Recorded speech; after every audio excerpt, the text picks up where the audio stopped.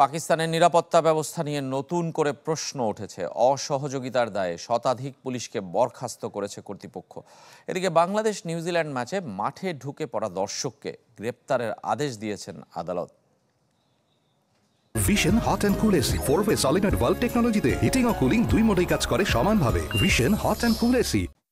ভক্তদের অবৈধ অনুপ্রবেশ খেলার মাঠে নতুন নয়।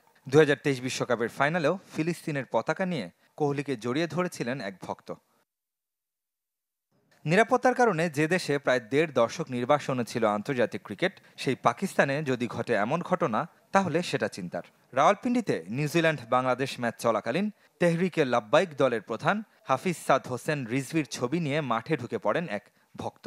আলিঙ্গনের চেষ্টা করেন প্রিয় ক্রিকেটার রাচিন রবীন্দ্রকে। বিষয়টা ভালোভাবে নিচ্ছে না পিসিবি। বুধবার কোর্টে তোলা হয় এই ভক্তকে ফৌজদারি মামলার আদেশ দেন আদালত। সঙ্গে পাকিস্তানের সব ক্রিকেট ভেন্যু থেকে আজীবন নিষিদ্ধ করা হয় তাকে। শুধু ক্রিকেট প্রেমীকে শাস্তি দিয়েই ক্ষান্ত হয়নি পিসিবি। যে সংস্থা মাঠের নিরাপত্তা দিচ্ছে তাদের কারণ দর্শানোর নোটিশ দেওয়ার পাশাপাশি নিরাপত্তা ব্যবস্থা আরও জোরদারের প্রতিশ্রুতি দেয় পাকিস্তান ক্রিকেট বোর্ড।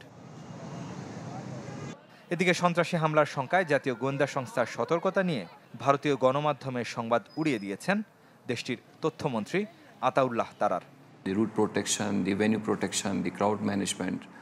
আমি জোর দিয়ে বলতে চাই, শান্তিপূর্ণভাবে চ্যাম্পিয়ন্স ট্রফি চলছে।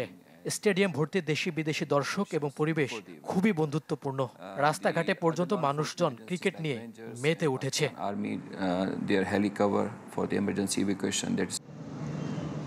দায়িত্বে অবহেলার দায়ে শতাধিক পাঞ্জাব পুলিশকে বরখাস্ত করেছে কর্তৃপক্ষ।